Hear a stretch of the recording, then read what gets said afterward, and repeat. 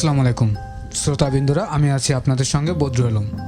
আমাদের কাছে আজকে ভৌতিক ঘটনা লিখে পাঠিয়েছেন রাজন। তিনি লিখেছেন টাঙ্গাইল জেলা থেকে। রাজন ভাই আমাদের যেভাবে লিখে পাঠিয়েছেন আমি আপনাদের সেভাবে বলার চেষ্টা করছি। চলুন তাহলে কথা না বাড়িয়ে আমরা ঘটনায় ফিরে যাই।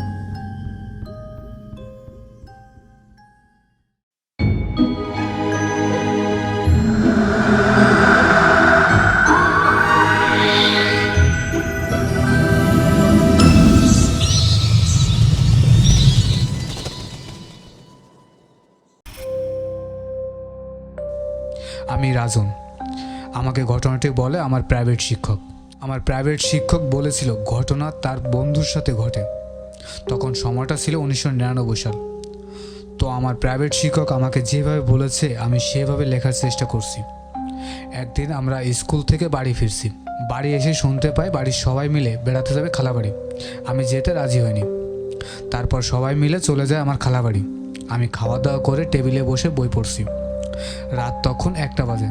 বাইরে বেশ ঝড় তুফান হচ্ছে। তীব্র বাতাসের শস্য শব্দ মনের ভিতর ভয় ঢুকিয়ে দেয়। মাঝে মাঝে দুমদাম বাজ পড়ছে। আমার তখন মনে হচ্ছে সারা শহর আজ ধ্বংস হয়ে যাবে। আমি পড়া শেষ করে দরজা জানালা বন্ধ করে কুণ্ডলি পাকিয়ে বিছানায় শুয়ে আছি। আমি ঘরের ভেতর সম্পূর্ণ একা। আমার কিছুতেই ঘুম আসছে না। এমন সময় শুনতে পেলাম দরজায় কে জানে নক করছে। আমি তখন মনে মনে বলি, এত রাতে কে এলো, তাও এই ঝড় তুফানের রাতে। আমি বিরক্ত হয়ে বললাম, কে কে বাইরে থেকে কোনো সাড়া শব্দ পেলাম না। তার কিছুক্ষণ পরে আবার দরজায় খটখট শব্দ। মেজাজ খুবই খারাপ হলো। তারপর আমি গিয়ে দরজা খুললাম। দরজা খুলে আমি প্রচণ্ড অবাক হই। জয় এসেছে।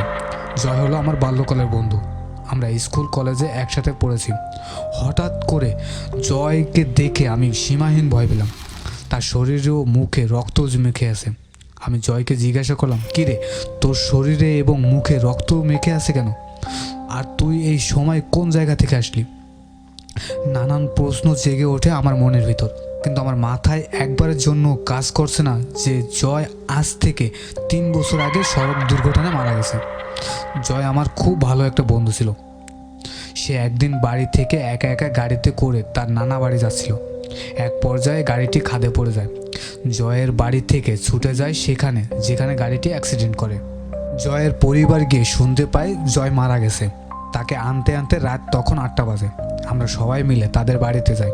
জয়ের লাশটা কেউ দেখতে দেয় না। আমরা অনেক মিনতি করি হুজুরকে। তারপর জয়ের লাশটা দেখতে দিল। যেই জয়ের লাশটা দেখলাম, দেখেই ভয়ে আতঙ্ক হয়ে যায়। তার মুখটা কাছে কেটে বিচ্ছিন্ন হয়ে গেছে চেহারা। গলায় কাটার দাগ, গলার নড়লি ফাঁকা হয়ে গেছে। চোখ একটা উঠে গেছে, 2 হাত নেই।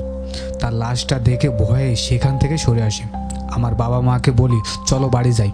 তারা আমাকে বলে, তুই যা, আমরা পরে আসছি। আমি তখন একা একা বাড়ির দিকে যাচ্ছি। আমাদের বাড়ি থেকে জয়দের বাড়িতে যেতে 2টা বাঁশের ঝাড় আছে।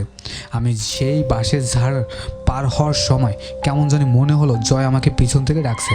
আমি যতই দ্রুত হাঁটি না কেন, আমার পিছন পিছন সেই একই ডাক। আমি তাড়াহুড়া করে বাড়ি চলে যাই। গিয়ে দরজা আটকে শুয়ে পড়ি। তার অল্প কিছুক্ষণ পর আমার বাবা মা চলে আসে আর আমাকে বলে, তুই জয়ের জানাজা পড়লি না কেন? পরে আমি মাকে বলি, মা, জয়ের লাশটা দেখে আমি খুব ভয় পাই। তারপর আমি বাড়ি আসার সময় কেমন জানি মনে হয় জয় আমাকে পিছন থেকে ডাকছে। তারপর আমার মা সকালে মসজিদের হুজুর থেকে একটি তাবিজ আর পড়া পানি নিয়ে আসেন। এরপর আর কোনো সমস্যা দেখা দেয়নি। কিন্তু বুঝলাম না ওই দিন রাতে ঝড়ের ভিতর জয় আমার সামনে কিভাবে এলো। আজও জয়ের চেহারা আমার চোখের সামনে ভাসে।